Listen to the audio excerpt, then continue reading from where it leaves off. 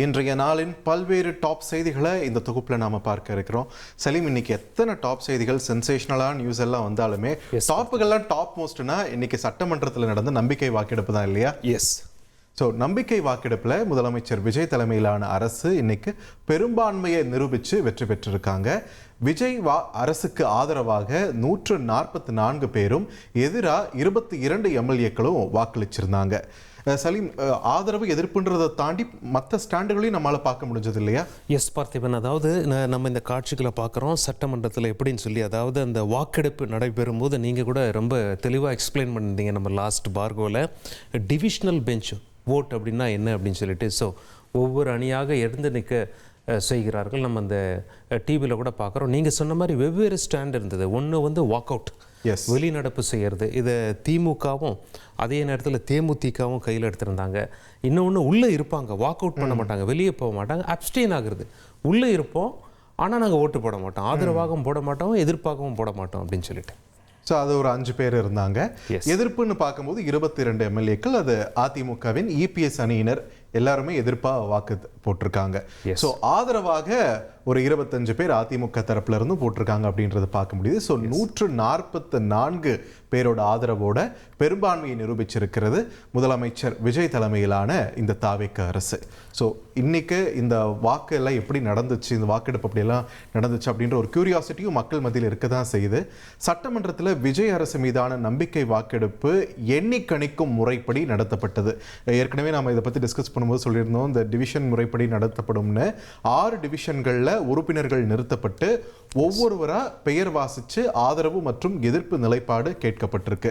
So இது எதனால சலீம் இந்த மாதிரியான ஒரு முறை பின்பற்றப்படுது? இன்ஃபேக்ட் இது செய்யறதுக்கு முன்னாடி சபாநாயகர் அதுக்கான எக்ஸ்பிளனேஷனை கொடுத்தாருங்க பார்த்திபன். அவர் என்ன சொன்னார்னா, குரல் வாக்கெடுப்பிலேயே செய்யலாம், பட் இருந்தாலும் சூழல் கருதி யாராவது இதை எதிர்த்து நீதிமன்றம் போகலாம், அல்லது ஆளுநரே கேட்கலாம், நீங்கள் எப்படி வந்து கொடுத்தீங்க, நம்பர்ஸ் கொடுங்க அப்படின்னு சொல்லி கேட்கலாம். ஸோ அதனால் தெளிவாக செஞ்சிடணும் அப்படின்னு சொல்லி ஒரு முடிவுக்கு வந்தாங்க. அப்படி இருக்கும் பட்சத்தில் நீங்கள் சொன்ன மாதிரி டிவிஷன், மொத்தம் 6 டிவிஷன் இருக்குது. ஒரு டிவிஷன் அப்படின்னு சொல்லி மக்கள் புரிஞ்சிக்க வேண்டியது இப்போ அவங்க திரையில் பார்க்குறாங்க இல்லையா? அதாவது ஒரு ரோ, ஒரு ரோ, அந்த ரோக்கு இந்த பக்கமும் கேப் இருக்கும், அந்த பக்கம் கேப் இருக்கும், நடந்து போகலாம், அந்த அளவு கேப் இருக்கும். ஸோ அது வந்து ஒரு டிவிஷன். அந்த மாதிரி அந்த பக்கம் 3 ரோ, இந்த பக்கம் 3 ரோ போட்டிருக்காங்க. மொத்தம் 6 ரோ. அந்த 6 ரோக்களில் எழுந்து நிற்க சொல்லுவாங்க. அதாவது 3 ஆப்ஷன்ஸ் கொடுக்குறாங்க. யாரெல்லாம் முதலமைச்சர் கொண்டு வந்த தீர்மானத்திற்கு ஆதரவாக வாக்களிக்கிறீங்க, எழுந்து நில்லுங்க அப்படின்னு சொல்லி சொல்கிறாங்க. எல்லாம் எழுந்து நிற்கிறாங்க. அப்படி இருக்கும்போது ஒவ்வொருத்தருடைய பேர் படிக்கும்போது அவங்க வணக்கம் சொல்லிட்டு உட்கார்றாங்க. ஓகே. அதே போல் யாரெல்லாம் எதிர்த்து வாக்களிக்கிறீங்க, எழுந்து நில்லுங்க அப்படின்னு சொல்லி சொல்கிறாங்க. ஸோ அவங்கள யாராவது இருந்தால் அங்கே வந்து எழுந்து நிற்கிறாங்க. அப்ஸ்டெயின் பண்ணுறவங்களையும் பார்க்குறாங்க. வாக் அவுட் பண்ணுறவங்க சேர் காலியாக இருக்கும். ஓகே. நேச்சுரலாக இப்படியா 231. ஏன்னா 3 குறையுது. அது காரணம் வந்து ஒன்று, அதாவது முதலமைச்சர் விஜய் அவர்கள் 2 தொகுதியில் வென்றிருந்தார். திருச்சி கிழக்க ராஜினாமா செஞ்சிட்டாரு. ஸோ அங்கே ஒரு வேகன்சி இருக்குது. அதற்கு அப்புறம் வந்து தாவேகா எம்எல்ஏ, ஒரு திருப்பத்தூர் எம்எல்ஏ, அவர் வந்து 1 வாக்கு வித்தியாசத்தில் தான் வெற்றி பெற்றிருக்காரு. ஆமாம். திமுக யார் தோத்தாரோ அந்த கேண்டிடேட் கோர்ட்டுக்கு போனார். கோர்ட் என்ன பண்ணிட்டாங்க, நீங்கள் வாக்கெடுப்பில் பார்ட்டிசிபேட் பண்ணாதீங்கன்னு சொல்லிட்டாங்க. அவர் ஹைகோர்ட் ஆர்டர் எடுத்து சுப்ரீம் கோர்ட்டுக்கு போயிருந்தாலும் அங்கே ஒன்றும் டெவலப்மெண்ட்ஸ் இல்லை இது வரைக்கும். ஸோ அவர் இல்லை. 3வதாக வந்து சபாநாயகர். ஓகே. சபாநாயகரை பொறுத்தவரை எப்போ டை வருதோ, ஆதரவும் எதிர்ப்பும் ஈக்குவல் நம்பர் ஆஃப் ஓட்ஸில் இருக்கும், அப்போ சபாநாயகருக்கு ஒரு வாய்ப்பு கொடுப்பாங்க. எனவே ஆளுங்கட்சியோட ஒரு எம்எல்ஏ தான் சபாநாயகராக தேர்வாக செய்யப்படுறாரு. அந்த வகையில் 3 எம்எல்ஏக்கள் அவர்களுக்கு குறைந்து 108 அவங்களுடைய எண்ணிக்கை 105 இருந்தது. இதில் இன்னொரு குறிப்பிடத்தக்க விஷயம் என்னன்னா, அந்த வழக்கின் காரணமாக வாக்கு செலுத்த முடியல இல்லைங்களா திருப்பத்தூர் எம்எல்ஏனால. உச்சநீதிமன்றத்தில் ஒரு அப்பீலும் பண்ணியிருந்தாரு. அவங்க வந்து இது வந்து ரொம்ப ஒரு கொடூரமான முடிவா இருக்குது, இது சம்பந்தமா தேர்தல் ஆணையமும் சம்பந்தப்பட்ட நபர்களும் வந்து பதிலளிக்கணும் அப்படின்னு சொல்லிட்டு ஒரு உத்தரவும் பிறப்பிச்சிருக்காங்க. பட் ஸ்டில் ஒரு ஓட்டு போயிடுச்சு இன்னைக்குனாலுமே பெரும்பான்மையை நிரூபிச்சிட்டாங்க. பட் அந்த ஒரு ஓட்டு போச்சு. பட் இங்க விட்டதை அதிமுகவில் கெயின் பண்ணிட்டாங்க. ஆமா, நீங்க சொன்ன மாதிரி அதிமுக 2 அணியா இருக்காங்க. ஒன்னு திரு இபிஎஸ் அவர்களுடைய அணியில் 22 பேர் தான். மெஜாரிட்டி ஆஃப் தி எம்எல்ஏஸ் வந்து திரு எஸ்பி வேலுமணி அவர்களுடைய அணியில் திரு சிவி சண்முகம் அவர் தான் பிரஸ் எல்லாம் மீட் பண்ணி பேசுறாரு. அவங்க 25 எம்எல்ஏக்கள் வச்சிருக்காங்க, அவங்க தாவேக்காக்கு ஆதரவு. ஆமா, அதை பற்றி நம்ம விரிவாக பேசலாம். அந்த வகையில் தாவேக்க கூட்டணியில் நம்பிக்கை வாக்கெடுப்பில் காங்கிரஸ் எம்எல்ஏக்கள் விஜய்க்கு ஆதரவாக வாக்களிச்சிருந்தாங்க. அரசுக்கு பல்வேறு கோரிக்கைகளை முன்வச்ச விடுதலை சிறுத்தைகள் கட்சியினர், இடதுசாரிகள் மற்றும் இந்திய யூனியன் முஸ்லீம் லீக் கட்சி எம்எல்ஏக்களும் தாவேக்க அரசுக்கு ஆதரவு தெரிவிச்சிருந்தாங்க. So it's quite an obvious choice. Already சொல்லிட்டாங்க, நாங்கள் உங்களுக்கு தான் ஆதரவு தர போகிறோன்ற ஒரு ஸ்டாண்ட் வந்து எல்லாருக்கும் தெரிஞ்ச ஒன்று தான். ஆனால் எதிர்பார்க்காத ஒன்று என்னன்னா, எதிர்ப்பு வாக்குகள் விழும்னு நினைச்ச இடத்துல இருந்து வாக் அவுட் அப்படின்ற ஒரு டெசிஷன் டிஎம்கே. எஸ், விஜய் அரசு மீதான நம்பிக்கை வாக்கெடுப்பிலிருந்து திமுக உறுப்பினர்கள் வெளிநடப்பு செஞ்சாங்க. இன்னைக்கு தாவேக்க ஆட்சி தொடர நாங்கள் தடையாக இருக்க மாட்டோம்னு எதிர்க்கட்சி தலைவர் உதயநிதி ஸ்டாலினும் சொல்லியிருந்தார். இந்த ஒரு நகர்வு வந்து எப்படி நம்ம பார்க்கலாம் சொல்லி, விஜய் அவர்களுடைய அந்த டிப்ளமசி இங்கே வந்து ரொம்ப ஸ்ட்ராங்காக ஒர்க் அவுட் ஆயிருக்கு. அதாவது அவருடைய மாஸ்டர் ஸ்ட்ரோக் ரொம்ப சிறப்பாக வேலை செஞ்சிருக்குன்னு சொல்கிறாங்க. அது என்ன மாஸ்டர் ஸ்ட்ரோக் அப்படின்னா, முதலமைச்சராக அவர் பதவியேற்றதுலேருந்து ஃப்ளோர் டெஸ்ட் எடுத்துக்கிற வரைக்கும் அந்த இடைப்பட்ட நாட்களில் மிக முக்கிய அரசியல் தலைவர்களை சந்தித்தார். அதில் முன்னாள் முதலமைச்சர் ஸ்டாலின் அவர்களை சந்தித்த பிறகு மற்ற அரசியல் கட்சி தலைவர்கள்லாம் சந்தித்ததில் அவங்களுடைய ஹார்ட்டை டச் பண்ணிட்டார். ஒருவேளை அவர் அந்த சந்திப்பு நடத்தலை அப்படின்னா அந்த ஐஸ் பிரேக்கிங் நடக்காமையே இருந்திருக்கும். மேபி ஒருத்தர் மேலே ஒருத்தர் கிரட்ஜோடு கூட இருந்திருக்கலாம். பட் இவர் போய் பார்த்தது அங்கே எந்த ஈகோக்கும் இடம் கொடுக்கல. அவங்க மனசில் இவர்களுடைய இடம் கிடைச்சிருக்கு. அதனால தான் ஒருவேளை திமுக இவர் போய் பார்க்காம இருந்திருந்தா திமுக எதிர்த்து வாக்களிச்சிருக்கலாம். முன்னாடி இந்த அரசுக்கு நாங்கள் எந்த தொல்லையும் தரமாட்டோம் அப்படின்னு ஒரு விஷயத்த சொல்லியிருந்தாங்க. ஆமாம், எந்த டிஸ்டர்பன்ஸும் கொடுக்க மாட்டேன்னு சொல்லியிருந்தாங்க. ஆமாம். ஸோ இந்த வாக் அவுட் பண்ண காட்சிகளை பார்த்துடலாம். எஸ், ஒரு பெரிய தப்பை பண்ணிட்டோமோன்னு இன்னைக்கு வருத்தப்பட ஆரம்பிச்சிட்டாங்க. மக்களுடைய அந்த உணர்வை வெளிப்படுத்தும் விதமா இந்த ஓட்டெடுப்பில் கலந்துக்காம திராவிட முன்னேற்ற கழக உடன்பிறப்புகள் நாங்க உறுப்பினர்கள் நாங்க வெளிநடப்பு செய்ய போறோம். ரைட், விஜய் அரசுக்கு இபிஎஸ் தரப்பிலிருந்து 22 எம்எல்ஏக்கள் எதிர்ப்பு தெரிவித்த நிலையில் எஸ்பி வேலுமணி தரப்பு எம்எல்ஏக்கள் ஆதரவு தெரிவித்தது இன்னைக்கு இந்த ஃப்ளோர் டெஸ்டோட ஒரு ஹைலைட்னே சொல்லலாம் சலீம். அதிமுக சட்டமன்ற உறுப்பினர்கள் எதிர்த்து வாக்களிப்பார்கள்னு இபிஎஸ் சொன்ன நிலையில் 25 எம்எல்ஏக்கள் விஜய் அரசுக்கு ஆதரவாக வாக்களிச்சிருக்காங்க அப்படின்றது இன்னைக்கு ஹீட்டாக கிளப்பக்கூடிய ஒரு தருணமாக மாறிடுச்சு. ஒரு சர்ச்சை வந்து, அதாவது காலையில் ஆரம்பிச்சது இரவு தாண்டி அந்த சர்ச்சை தொடர்ந்துகிட்டே இருக்குன்றதையும் நம்மளால பார்க்க முடியுது. இன்னைக்கு சுவாரஸ்யம் பாருங்க, இந்த நிகழ்வை சுமார் 2.5 மணி நேரம் நம்ம கம்ப்ளீட்டாக அப்சர்வ் பண்ணும்போது ஸ்பீக்கர் வந்து திரு இபிஎஸ் அவர்களுக்கு முதல்ல வாய்ப்பு கொடுக்குறாரு, பிறகு திரு எஸ்பி வேலுமணி அவர்களுக்கு வாய்ப்பு கொடுக்குறாரு. அதுக்கு திரு இபிஎஸ் அப்ஜெக்ட் பண்ணுறாரு, எப்படி நீங்கள் வாய்ப்பு கொடுக்கலாம்? உடனே ஸ்பீக்கர் சொல்கிறாங்க, சபாநாயகர் சொல்கிறார், இல்லை உங்களுக்கு வாய்ப்பு கொடுத்துட்டேன். அவரும் கொஞ்சம் பேச சான்ஸ் கேட்டிருக்காரு, மாற்று கருத்து வச்சிருக்காரு அப்படின்னு சொல்லிட்டு அந்த சலசலப்பும் ரொம்ப சுவாரஸ்யமாக இருந்தது அதிமுக. இதில் இன்னொரு சுவாரஸ்யத்தை சிவி சண்முகம் அவர்கள் இப்போ இன்னைக்கு செய்தியாளர்களை சந்தித்த போது சொல்லியிருந்தார். இப்போது சபாநாயகராக இருக்கக்கூடிய ஜேசிடி பிரபாகர் அவங்க வந்து ஓபிஎஸ் ஆதரவு நிலைப்பாடு கொண்ட ஒரு நபராக இருந்தார் இல்லையா, அவர் மீண்டும் அதிமுக இணைய முயற்சித்த போது அவரை விடலை அப்படின்ற ஒரு குற்றச்சாட்டு சிவி சண்முகம் சொல்லியிருக்காரு. ஆனால் இன்னைக்கு அதே ஜேசிடி பிரபாகர் தான் சபாநாயகர் இருக்கையில் அமர்ந்து எடப்பாடி பழனிசாமி அவர்களுடைய கோரிக்கைக்கு மாறாக எஸ்பி வேலுமணி அவர்கள் பேசவும் அவர் அனுமதி கொடுக்கிறாரு. ஸோ அவர் பேசுற அந்த காட்சிகளை நம்ம பார்த்துடலாமா? ஷூர், பார்த்துக்கலாம். மாண்புமிகு முதலமைச்சர் கொண்டு வந்த நம்பிக்கை தீர்மானத்திற்கு அனைத்து இந்திய அண்ணா திராவிட முன்னேற்ற கழகம் ஆதரவு. எல்லாரும் சலீம், அதிமுகவில் உட்கட்சி பூசல் உச்சக்கட்டத்தை எட்டியிருக்கக்கூடிய நிலையில் இபிஎஸ் பக்கம் 22 எம்எல்ஏக்கள் இருக்காங்க. அதில் யார் யார் இம்பார்ட்டன்ட் நேம்ஸ் சலீம்? எஸ், அதில் இம்பார்ட்டன்ட் நேம்ஸ் அப்படின்னு சொல்லி பார்க்கும் பொழுது திரு ஓஎஸ் மணியன், திரு அக்ரி கிருஷ்ணமூர்த்தி, திரு தலவாய் சுந்தரம், திரு கேசி கருப்பண்ணன், முக்கூர் சுப்பிரமணியன், தாமரை ராஜேந்திரன் உள்ளிட்ட மிக முக்கியமான நபர்கள் இருக்காங்க.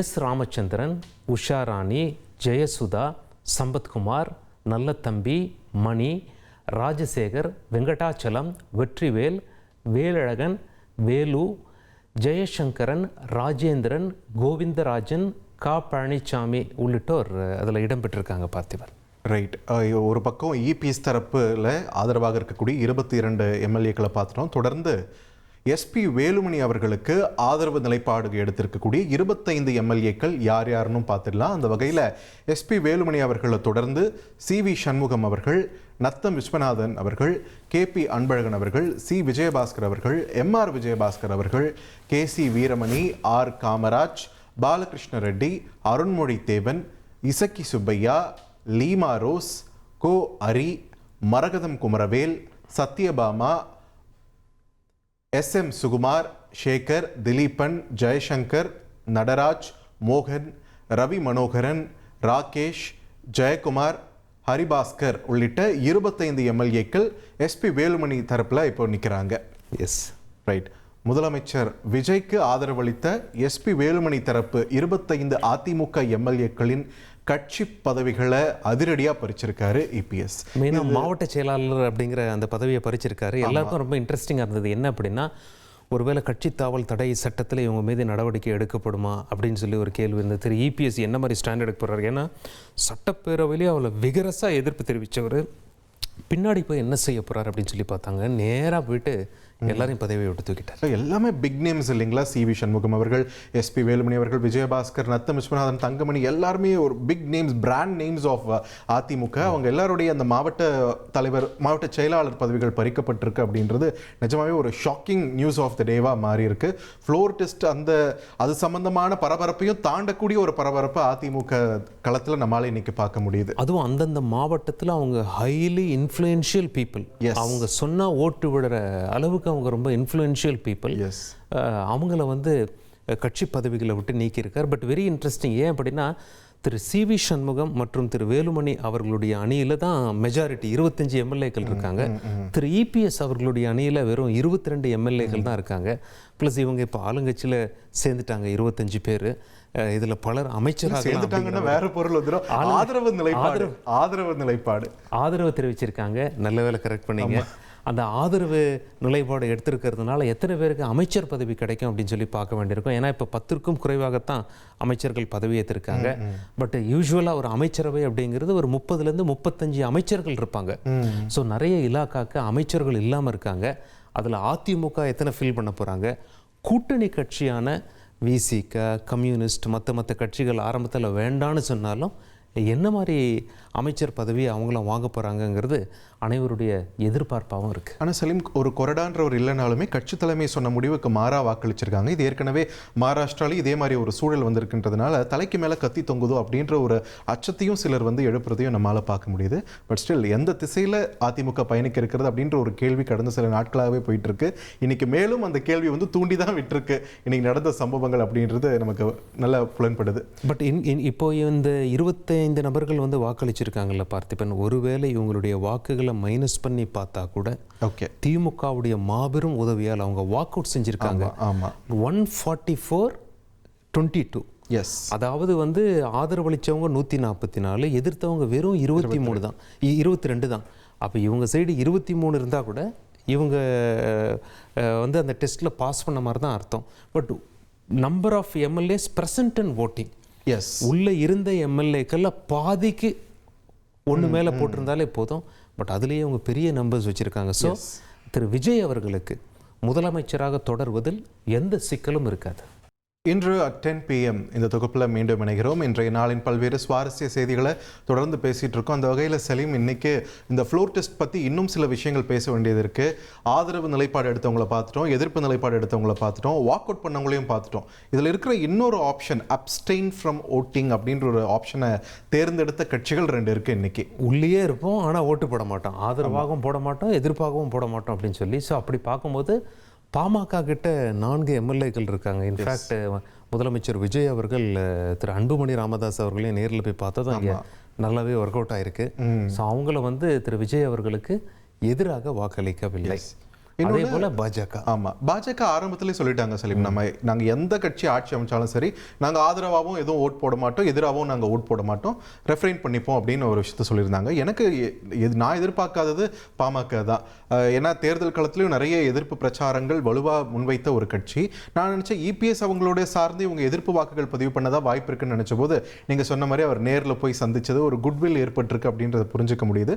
ஸோ எங்களால் எந்த தொல்லையும் இல்லை அப்படின்ற மாதிரி அப்ஸ்டெயின் பண்ணிக்கிட்டாங்க இன்னைக்கு அப்படின்ற ஒரு நிலையும் பார்க்க முடிஞ்சது. ரைட். தொடர்ந்து பிரேமலதா அவர்களை பொறுத்த வரைக்கும் அவங்க திமுகவுடைய ஸ்டாண்ட் எடுத்துட்டாங்க. ஆனால் அவங்களுடைய ஸ்பீச் இன்னைக்கு பாராட்டப்படுறது. அதாவது எல்லாத்தையுமே உடைச்சி பேசிட்டாங்க, கண்டனங்களும் தெரிவித்தாங்க, எங்கே அதிக கவனம் வேணும் அப்படிங்கிற பாயிண்ட்டையும் முன் வச்சு ரொம்ப அழுத்தம் திருத்தமாக பேசினாங்க. பேசிட்டு திரு விஜய் அவர்களுக்கு, அதாவது முதலமைச்சருக்கு எதிராக வாக்களிக்கவில்லை, மாறாக திமுகவோடு சேர்ந்து அவங்களும் வாக் அவுட் பண்ணிட்டாங்க. எஸ், நேற்று வந்து நம்பிக்கை வாக்கெடுப்பில் நீங்கள் ஜெயிக்க என்னோட வாழ்த்துக்கள் அப்படின்ற ஒரு விஷயம் பதிவு பண்ணிட்டு இன்னைக்கு வாக் அவுட் பண்ணிட்டாங்க பிரேமலதா அப்படின்றதையும் புரிஞ்சுக்க முடியுது. ரைட், தொடர்ந்து முதலமைச்சர் விஜய் தலைமையிலான அரசு மீதான நம்பிக்கை வாக்கெடுப்பை மதிமுக எம்எல்ஏக்கள் புறக்கணித்திருக்கின்றனர். ரொம்ப டிஃப்ரெண்ட். அப்படின்னா அவைக்கே வரல. ஆமா, வந்துட்டு வெளியே போனால் வாக் அவுட்டு, வந்துட்டு சும்மா இருந்தால் அப்ஸ்டெயின், அவைக்கே வரலன்னா புறக்கணிப்பு. இதுவும் நீங்க சொன்ன மாதிரி நேரில் போய் பார்த்ததுனால வந்த மேஜிக்காக நம்ம எடுத்துக்கலாமா? எஸ். இன்னொன்று, மதிமுக வந்து உதயசூரியன் சின்னத்தில் தான் கண்டெஸ்ட் பண்ணாங்க. ஆமாம், அது மட்டும் இல்லாமல் நேரில் போய் பார்த்தது பெருசாக ஒர்க் அவுட் ஆயிருக்கு. எஸ், அவர் எவ்வளோ ஒரு மகிழ்ச்சி ததும்பிய முகத்தோடு வந்து வரவேற்றுட்டு போனார், மறுபடியும் எப்படி வழி அனுப்பி வச்சாருன்ற காட்சிகள் எல்லாம் நாமும் தான் பார்த்தோம் இல்லைங்களா? ஏதோ ஸ்க்ரீனில் போயிட்டு இருக்கு. ஆமாம் ஆமாம், நீங்கள் ரொம்ப சரியாக சொன்னீங்க. அது பாருங்கள். அது மட்டும் இல்லாமல் அதில் ஹைலைட்டே அந்த லேடிஸ் 3 பேர் வராங்க பாருங்க. ஆமாம், அங்கே பாருங்க, அவங்க வந்து திருஷ்டி சுத்திரமாக பண்ணுறாங்க. திரு விஜய் அவர்களும் அதே பண்ணாங்க. அவங்க தான் உண்மையிலே விசிலுக்கு ஓட்டு போட்டவங்க. ஓகே, அது வந்து திரு வைகோ அவர்களுடைய மகன் துரை வைகோவே சொல்கிறாரு, இவங்க தான் விசிலுக்கு ஓட்டு போட்டாங்க அப்படின்னு சொல்லிட்டு. விஜய் அதாவது வந்து முதலமைச்சரை பார்த்த சந்தோஷத்தை அவ்வளோ அருமையாக எக்ஸ்பிரஸ் பண்ணுறாங்க. அந்த பாமர மக்களுடைய துள்ளல், இவர் மேலே அவங்க வைத்திருக்கும் நன்மதிப்பு, ஆசை, அது எல்லாமே அங்கே ரொம்ப ரம்யமாக வெளிப்பட்டது. S indeed.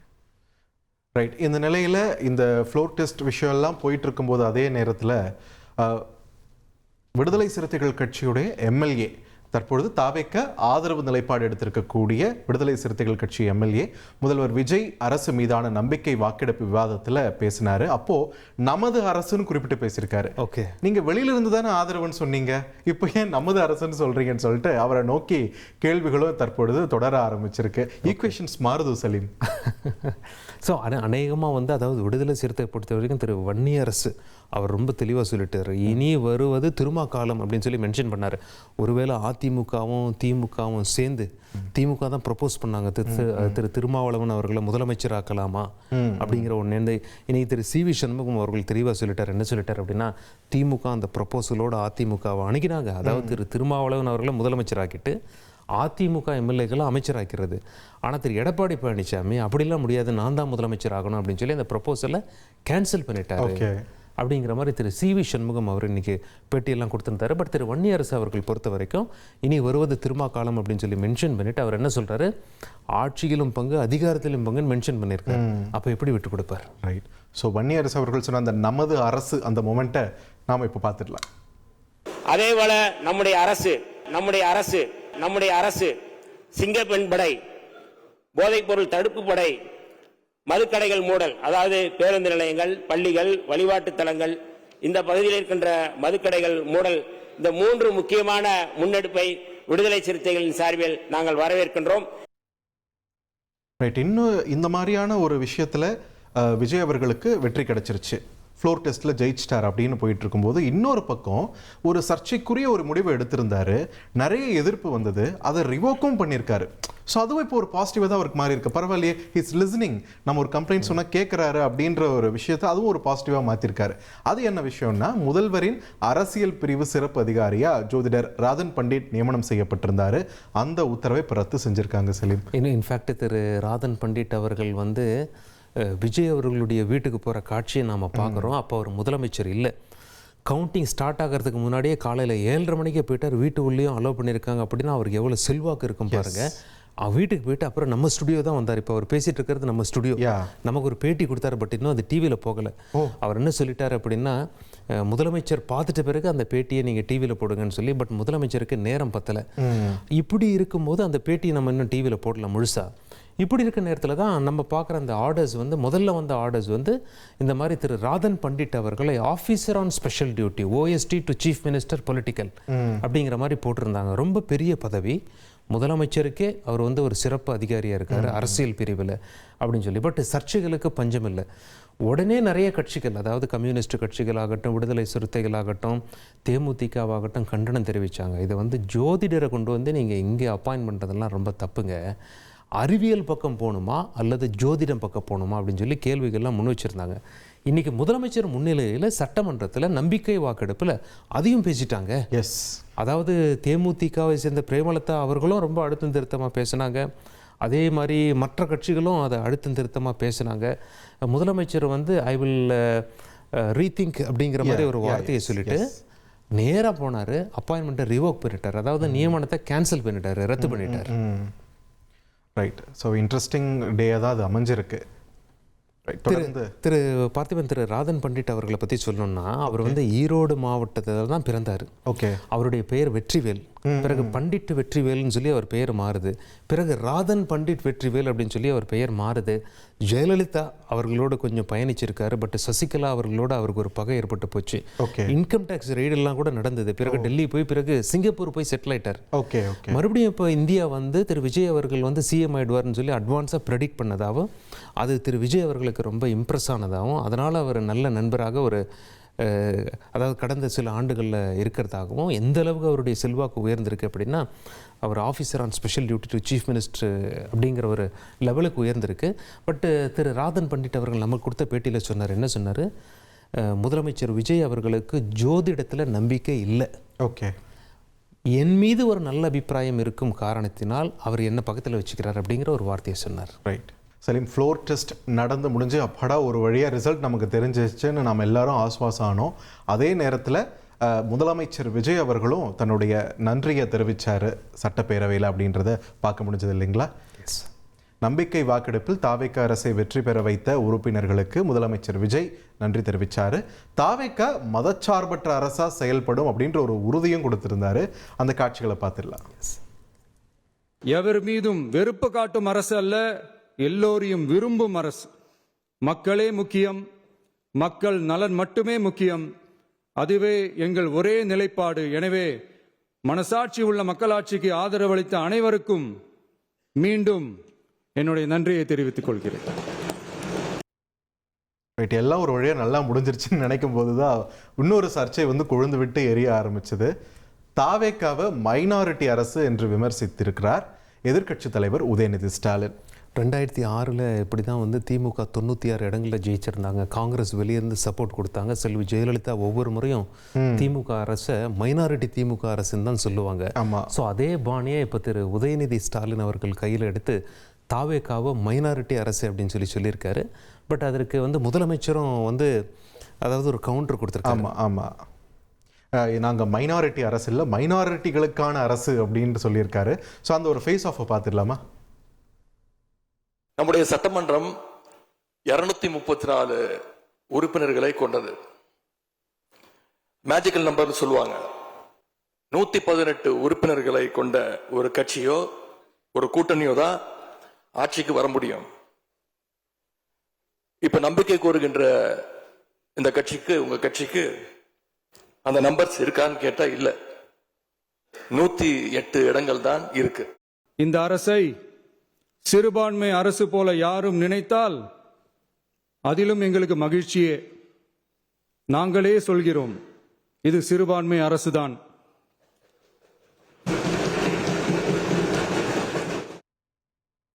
இது மட்டுமா பேசியிருந்தாரு உதயநிதி ஸ்டாலின்? இன்னும் நிறைய விஷயங்களை பதிவு பண்ணியிருந்தாரு.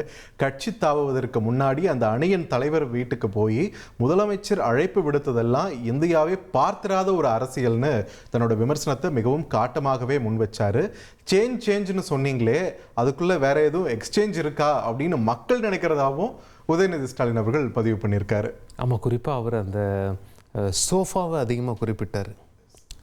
அதாவது வந்து எங்கெல்லாம் திரு விஜய் போறாரு அப்படின்னு சொல்லி மெசேஜ் வருது, முதலமைச்சர் போறாருன்னு, அதுக்கு முன்னாடி சோஃபா போயிடுது அப்படின்னு சொல்லி. பட் 2 இன்ஸ்டன்ஸ்ல அந்த மாதிரி ஆச்சு இல்லைங்க பார்த்திபன். ஒன்று வந்து விடுதலை சிறுத்தைகள் கட்சி திருமாவளவன் அவர்களை சந்திக்க போகும்போது, இன்னொரு ஆஃபீஸில் அதே மாதிரி சி.வி. சண்முகம் அவர்களை சந்திக்க போகிறதுக்கு முன்னாடியே சோஃபா போச்சு. ஓகே. ஸோ அந்த சோஃபாவை வச்சு தான் இது புஷ்பா அரசியலா அப்படின்ற மாதிரி கேள்வி எழுப்பியிருந்தாரு உதயநிதி ஸ்டாலின். அந்த காட்சிகளை பார்த்துடலாம். இந்திய வரலாற்றிலேயே முதன்முறையாக ஒன்று நடந்திருக்கு. என்னன்னா, கட்சி தாவறதுக்கு முன்னாடியே அந்த குரூப் தலைவர் வீட்டுக்கு போய் இவ்வளவு ஓப்பனா அவங்களுக்கு இன்விடேஷன் கொடுத்ததை இதுவரைக்கும் இந்தியாவில் யாருமே பார்த்தது கிடையாது. இதை பார்த்துட்டு மக்கள் இன்னைக்கு என்ன தெரியுமா கேட்கிறாங்க? சேஞ்சுன்னு சொன்னீங்களே, இந்த சேஞ்சுக்கு பின்னாடி மிகப்பெரிய எக்ஸ்சேஞ்ச் இருக்கோ அப்படின்னு மக்கள் சந்தேகப்படுறாங்க. சிலர் பார்த்திபன், அதாவது வந்து மக்கள் நினைக்கலாம், அந்த புஷ்பா படம் பார்க்காதவங்க என்னென்னா விஷுவலாக அந்த படத்தில் வந்து புஷ்பா, அதாவது அல்லு அர்ஜுன் எங்கே ஏதாவது ஒரு இடத்துக்கு போய் ஒரு டீல் பேசுறதுக்கு முன்னாடி சோஃபா அனுப்புவார். பட் அந்த சோஃபா உள்ளே ஃபுல்லாக அந்த சோஃபா சீட் எடுத்து பார்த்தா கேஷ் இருக்கும். அந்த மாதிரி சோஃபா எனக்கும் கிடைச்சா நல்லா இருக்கும்னு கனவெல்லாம் வந்திருக்கு.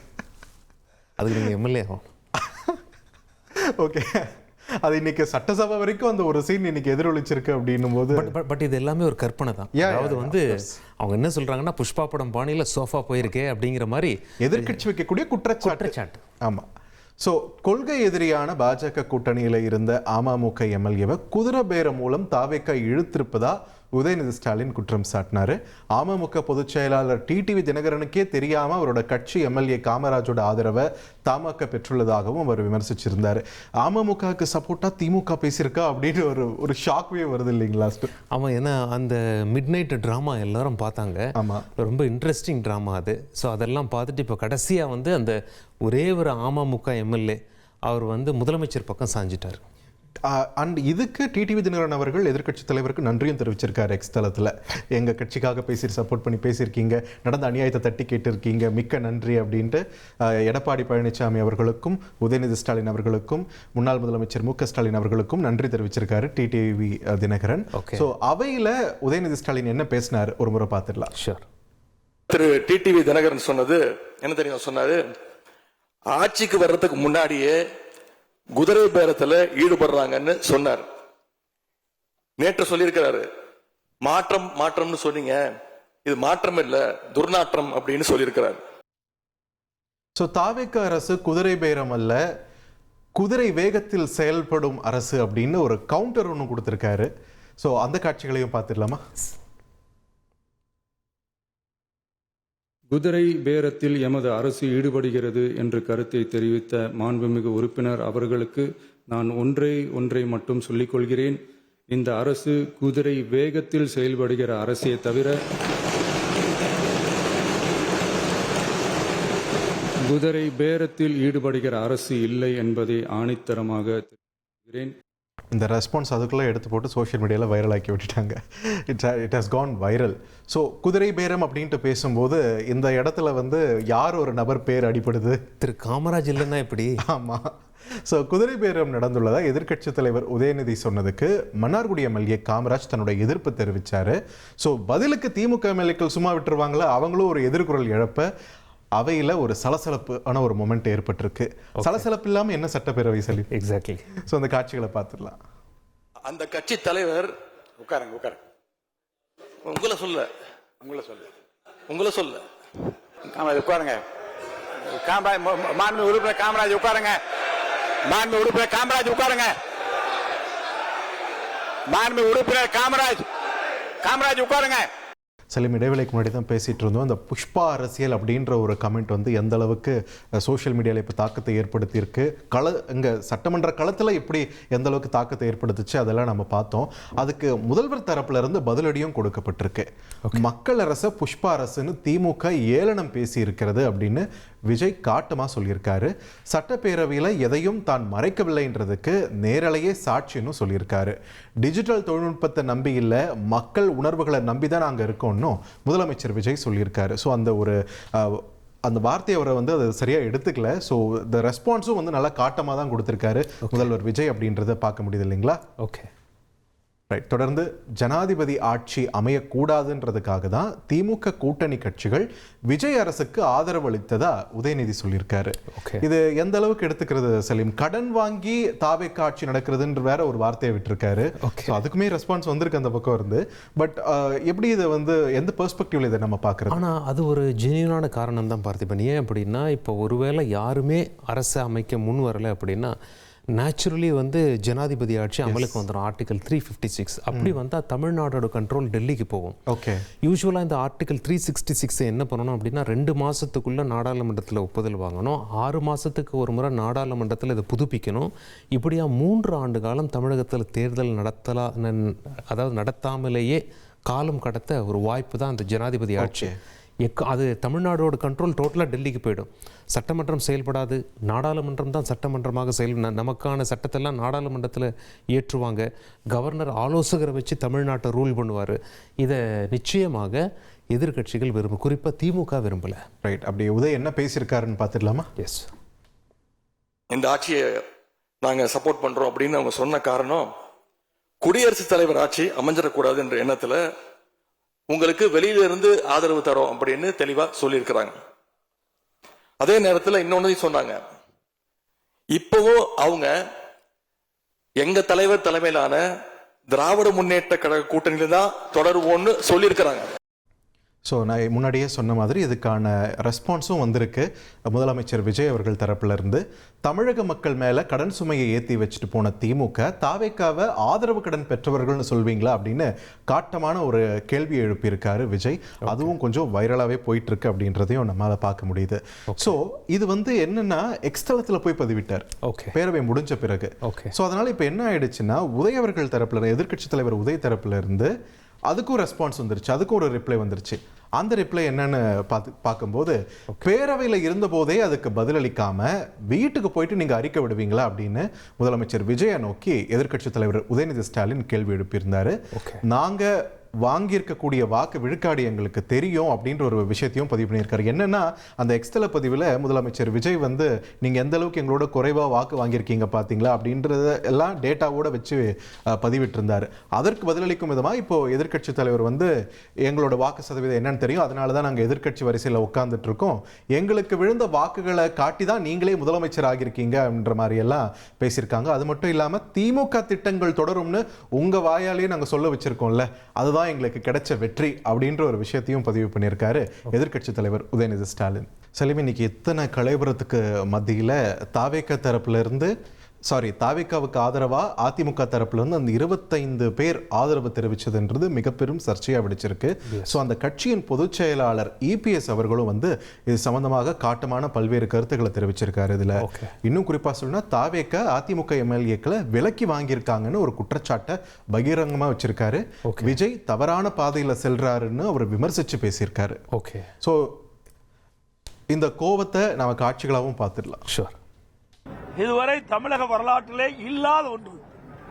இன்றைக்கு எத்தனையோ கட்சிகள் ஆட்சி இருந்திருக்குது, எத்தனையோ கட்சிகள் கருத்து வேறுபாடு பிரிஞ்சிருக்குது. ஆனா எந்த தலைவருமே பிரிந்த இயக்கத்துக்கு வீட்டுக்கு சென்றது கிடையாது. ஆனால் ஆரம்ப காலகட்டத்திலே தவறான பாதையிலே என்னிடம் தமிழக வெற்றி கழக தலைவர் சென்று கொண்டிருப்பது உண்மையிலேயே வருத்தம் அளிக்கின்றது. ஸோ அதிமுகவோட கூட்டணி வைக்க தாவேக்க தயாராக இருந்துச்சுன்னு CV சண்முகம் சொல்லியிருக்காரு பதிலுக்கு. தாவேக்க கூட்டணிக்கு தயாராக இருந்து அதை நிராகரிச்சவர் EPS தான்னும் இன்னொரு அடுத்த ஷாட்டையும் கிளப்பி விட்டுருக்காரு இப்போ. ஸோ அவர் சொல்றதை பார்த்தா நியாயமா தேர்தலுக்கு முன்னாடியே கூட்டணி அமையணும். பட் திரு விஜய் கூட அதை விரும்பினாரு அப்படிங்கிற ஒரு தகவல்லாம் வந்தது, அதிமுக வந்துருவாங்களான்னு. ஆனால் EPS நிராகரிச்சாருன்னு சொல்றாரு. கொடி பறக்குதான்னு சொன்னதே EPS தானே. பட் என்ன அப்படின்னா, அப்போ என்ன பேசப்பட்டது, திரு விஜய் அவர்கள் கூட்டணிக்கு வந்தால் முதலமைச்சர் பதவி கேட்குறாரு. பட் EPS தான் முதலமைச்சர் ஆகணும்னு சொல்லி ஆசைப்படுறாரு அப்படிங்கிற ஒரு டிஃபரன்ஸ் ஆஃப் ஒப்பீனியன்ல அவங்க பிரிஞ்சுட்டாங்க. கூட்டணி அன்டெஸ்டட் கட்சின்றதுனால கூடுதல் இடங்களை கொடுக்கறதுக்கு கூட தயங்கினதாகவும் அப்போ தகவல். எக்ஸாக்ட்லி. அப்போ அதாவது தாவேக்காவுடைய பெர்ஃபார்மன்ஸ் அப்போ குறைச்சி எடை போட்டாங்க. இந்த அளவுக்கு ஒரு மாஸ் சப்போர்ட் இருக்கும் மக்கள் மத்தியிலன்னு சொல்லி அப்போ அரசியல் கட்சிகளே கூட கணிக்கலை. அது வரைக்கும் திரு விஜய் அவர்கள் அதிமுகவை விமர்சிக்காம தான் இருந்தார். கூட்டணியே ஏற்படாதுன்னு சொல்லி ஒரு முடிவு வந்த பிறகுதான் விமர்சிக்கவே ஆரம்பிச்சார். அது வரைக்கும் வெயிட் பண்ணார். ஃபர்ஸ்ட் பேரே சொல்லாமல் இருந்தார், அதுக்கப்புறம் பேர் சொன்னார், அதுக்கப்புறம் மற்றும் பலர்னு கேட்டகரிக்கு போச்சு.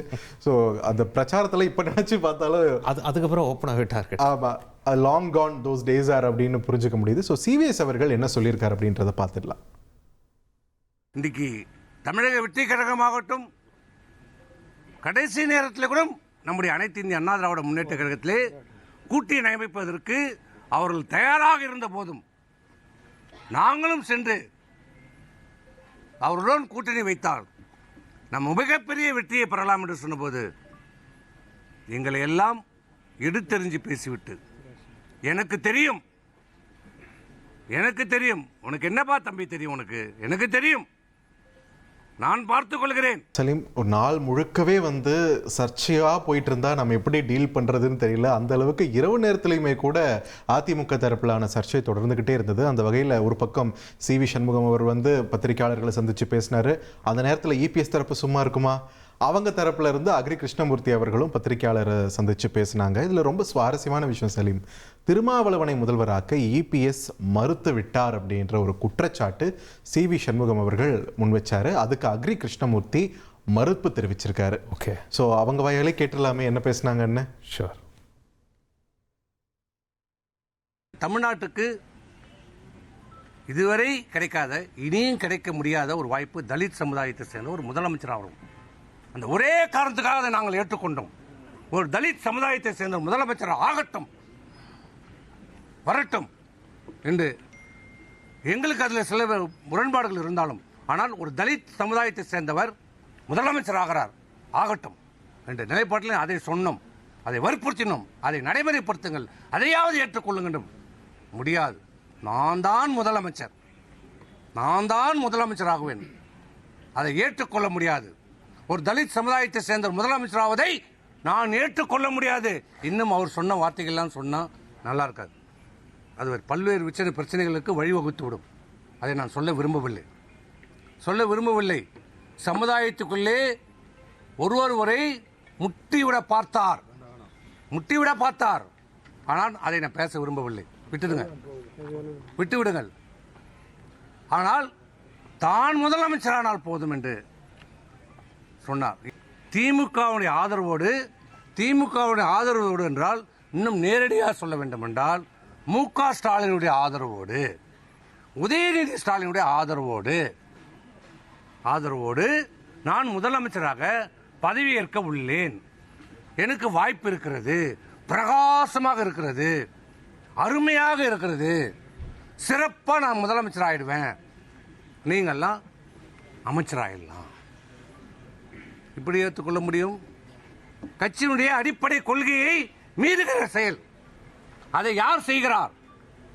அந்த கட்சியினுடைய சட்டத்திட்டங்களை, கொள்கைகளை காப்பாற்ற வேண்டிய, கடைபிடிக்க வேண்டிய, செயல்படுத்த வேண்டிய இந்த கட்சியினுடைய பொதுச் செயலாளர் மீறி இருக்கிறார். உண்மையிலே இதுக்கு நடவடிக்கை எடுக்கப்பட வேண்டும் என்றால் யார் மேல எடுத்திருக்கணும்? அது தொண்டர்கள் விரைவில் முடிவு செய்வாங்க. தமிழகத்திலே திராவிட முன்னேற்ற கழகத்துடைய துணையோடு அண்ணன் எடப்பாடியார் அவர்கள் ஆட்சி அமைக்க முயற்சித்தார் என்ற ஒரு தவறான தகவலை சொல்லியிருக்கிறார். இது முற்றிலும் தவறான தகவல். எந்த விதமான அடிப்படை ஆதாரமும் இல்லாமல் திரு CV சண்முகம் அவர்கள் இந்த தகவலை தவறான முறையில் மக்கள் மத்தியிலே தொடர்ந்து தெரிவித்துக் கொண்டிருக்கிறார். திராவிட முன்னேற்ற கழகத்தினோடு தொடர்பு வைத்துக்கொண்டு அவர்தான் ஆட்சி அமைக்க வேண்டும் என்று பொதுச் செயலாளரத்திலே வந்து சொல்லுகிறார். அதற்கு அண்ணன் எடப்பாடியார் அவர்கள் திராவிட முன்னேற்ற கழகத்துடைய துணையோடு ஆட்சி அமைக்க ஒத்துக்கொள்ள மாட்டேன் என்று தெளிவாக சொல்லிவிட்டார்.